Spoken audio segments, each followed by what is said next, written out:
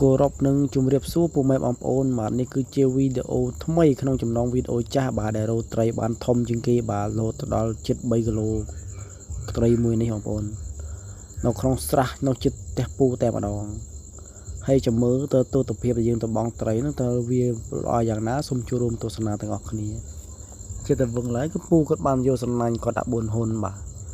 ទៅជ្រុងមកខាងនៃស្រះហើយគាត់ចាប់ដើមរៀបចំដាក់សំណាញ់ហ្នឹងដើម្បីបងត្រីឥឡូវចាប់ដើមបងហើយបាទចាំមើលគាត់នឹងចោះទៅចាប់ទាំងអស់គ្នា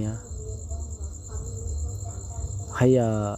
ពេលនេះគឺថាសំណាញ់យើងចាប់ដើមយក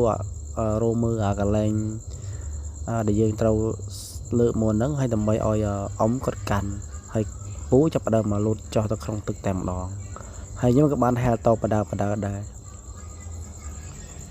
ជាមួយគាត់ចុះក្នុងទឹកបាទគាត់ជាមួយដើម្បីណែស្រាវយកបាតក្តោបយកបាតឡើងទៅលើតែម្ដងហើយជាមួយទៅវាបានត្រីដែរឬទីបាទអាយ៉ាមានត្រីមួយបាត់ហើយបងប្អូនត្រីធំតែមើលទៅបានដែរឬទីបងប្អូនចាំមើលទស្សនាយ៉ាចេញទៅបាត់ហើយគួរឲ្យស្ដាយតែម្ដងសេតបាត់ហើយបងប្អូនអើយខំធ្លាយសណាញ់បាត់ឥឡូវនេះចាំមើលសណាញ់នេះតើវាចូលបានដែរឬទេបានខ្លះដែរឬទេបាទចាំមើលទាំងអស់គ្នាកាត់លើកបដើបងប្អូនមើលពីចង្អាសូវឃើញមកចាំមើលតិចទៀតណា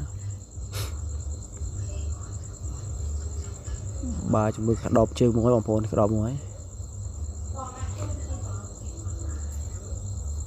ចាំមើលគាត់លើមកបដើបងប្អូនលើមួយយ៉ាបានសម្បូរត្រីកំភ្លៀងបងប្អូនចាំមើលតិចទៀតទស្សនាចិត្តទាំងអស់គ្នាទៅបានដែរឬទេបានត្រីឡើងអូទៅមួយលយោបងប្អូនត្រីបាទអ្នកនរគ្នាចាំមើលទាំងអស់គ្នាពេលយើងលើកមកដល់ចិត្តកាមេរ៉ាតែម្ដងគាត់ថាត្រីពិតជាធំមែនទេបងប្អូនឥឡូវចាប់ដើមលើម៉ូសិន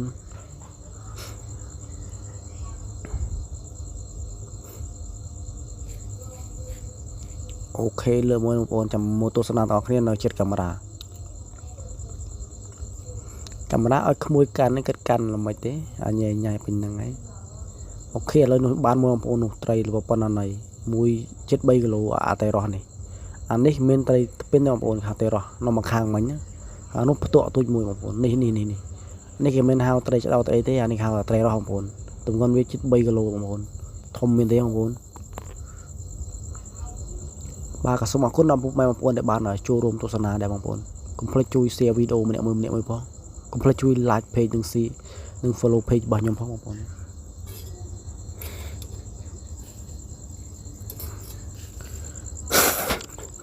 ឥឡូវយើងផ្ដើមដោះត្រីបដើសិនទៅណាម៉ែថាមកសណាញ់នេះគឺថាបានម្លាំងពេញតែបងប្អូនពាក់កណ្ដាលឡាំងច្រឡំម្លាំងពេញបូកទាំងតែរស់មួយទៀតបាទតែផ្ទក់មួយតែរស់មួយហើយមកឡាក់ខ្លះឡាំងមកតាមមកសណាញ់គ្រប់ក្លែមតែម្ដងមិនចាំបាច់បងពីបិសណាញ់បងប្អូនថាស្រះនេះសម្បូរត្រីមែនទែនបាទហើយស្រះរបស់យើងគឺថាយើងត្រីរបស់យើងគឺថាយើងអត់បូមទេបងប្អូនទុកបងញ៉ាំបងធ្វើម្ហូបហូបរាល់អាទិត្យរាល់សប្តាហ៍ដែរម្ដង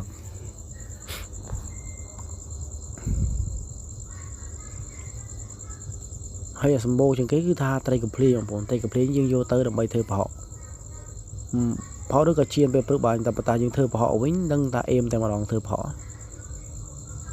មានប្រហុកណាល្អដូចប្រហុកត្រីកំភ្លៀងទេបងប្អូនប្រហុកត្រីកំភ្លៀងប្រហុកត្រីកំភ្លៀងគឺអេមតែម្ដងឈ្ងុយទេហ្មងឈ្ងុយមិនស្អុយទេហៅឈ្ងុយបើប្រហុកតែរស់ក៏មួយយ៉ាងដែរប៉ុន្តែតែរស់យើងកម្រធ្វើប្រហុកណាពេលចឹងគឺយើងធ្វើប្រហុកត្រីកំភ្លៀង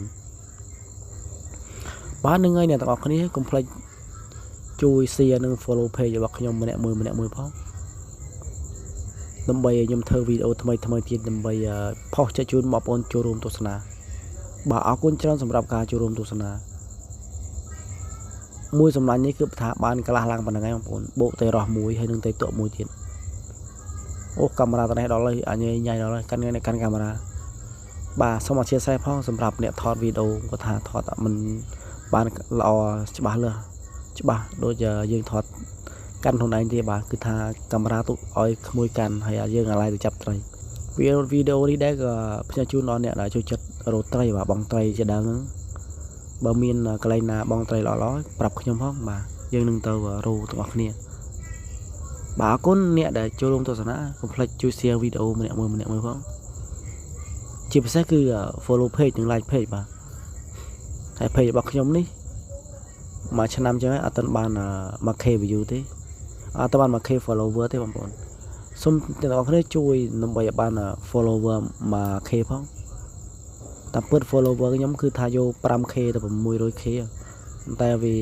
ដល់យឺតពេកសូមឲ្យបងប្អូនជួយចូលរួមshare និង follow page របស់ខ្ញុំម្នាក់មួយដើម្បីទទួលបាន 5k follower អរគុណច្រើនអ្នកនរគ្នា